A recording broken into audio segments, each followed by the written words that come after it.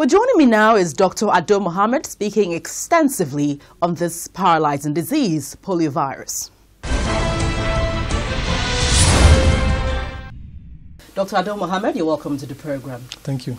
Well, there's been many accolades ever since the 24th of July this year, 2015, when Nigeria marked a whole year of no fresh case of poliovirus. And that was a very good feat, in so many people's opinion. What was your initial reaction? I think it's an exciting period for us in Nigeria, particularly in the public health subsector, because we've shown the whole world that Nigeria can do it. And I think the most significant aspect of this feat is that no child has been paralyzed, and no parent will go through the agony of managing a paralyzed child.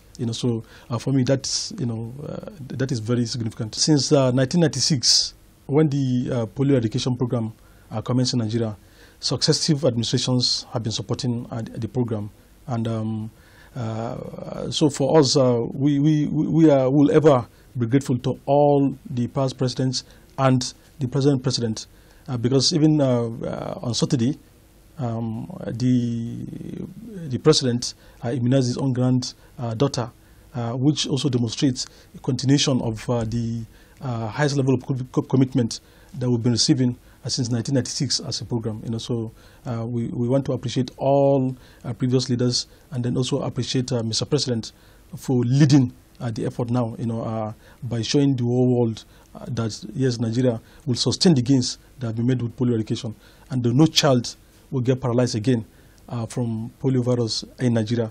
We are committed to that. Mr. President has directed, and we will ensure that no child again forever get paralyzed by poliovirus in Nigeria. Before I go on the sustainability plan, can you just give us a sneak peek into the kind of battle you had to face on this, especially in the north? The closest Nigeria has been to the period without poliovirus is just 2 months. Just 2 months, and so this is the very first time that Nigeria has attained a year without a child being paralyzed in Nigeria. And the journey to where we are now has been long. It has been rough. It has been turbulent, and then rocky. And I use these words because it's a combination of lots of challenges. From 1996, when the program commenced, where there are issues with the cold chain infrastructure, there were issues with logistics, there were issues with sometimes vaccine availability, and then we also had a challenge with certain part of this country thinking that the vaccine is being used to either reduce the population or to cause some harm, and that is as a result of misinformation, miscommunication, and sometimes I think some group of persons just went out there to cause disaffection between the program and the populace. But I want to say that we've been able to overcome that. How did you feel at that time when all of this was going on? In 2012, we had a lot of challenges, which is a combination of most of these things I've said, and we were able to involve traditional leaders, because traditional leaders have the trust of the community. And so what we did was first we sat with the anti-polio team group, and then we compare notes and ask them what were the issues which they presented to us, and we had scientific session with them, to convince them. Where exactly? We had a meeting in Kaduna, and then with the former Minister of State for Health, Dr. Mohammed Alipati was there. I was there. Professor Moisho was there, and then some representative from the NTLC, the Northern Traditional Leaders Committee, were also there. And then we sat and we reconciled, and we agreed that if there are issues, we'll sit bilateral to discuss instead of going to the public. It's only issues that we are not able to resolve that should go to the public. And with that, we're able to resolve most of the issues. And then I also want to use this medium to acknowledge the role played by our Royal Fathers traditional institution, led by His Eminence, the Sultan of Sokoto, who mobilized other royal fathers to support the program. And so we had organized refusal and rejection. Communities where you go to a community and the whole community refuse to accept immunization. With Northern Traditional Leaders Committee, we were able to resolve that. And we also have instances where people refuse immunization not because of the perception, miscommunication, misinformation that they've had, but because their other health needs are not being attended to, or some other infrastructure not being provided for them. Like there are some communities where simply because they don't have borehole, refuse immunization. Some will say, why are you coming to administer polio vaccine when our children are dying from malaria? Why are you coming to administer polio vaccine when our children are suffering measles? So we depending on the challenge, we address it. So we've had instances where we have to use health camps, where we administer some other public health intervention to convince people to address their health needs, for them to be able to accept immunization. So local problem, local solution. So there are peculiarities in different communities, but by and large, by end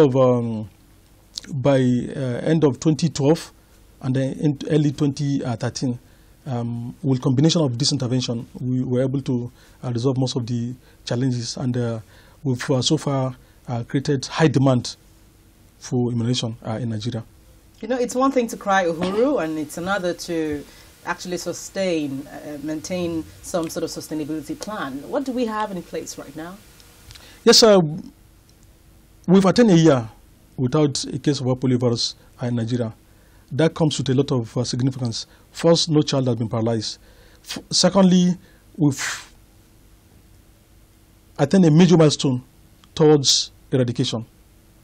And Nigeria, with this achievement, by the time the pending samples get cleared, which will be in the next few weeks, Nigeria will be removed as a polio endemic country, leaving Pakistan and Afghanistan. So we won't belong to that group of PAN, Pakistan, Afghanistan, and Nigeria.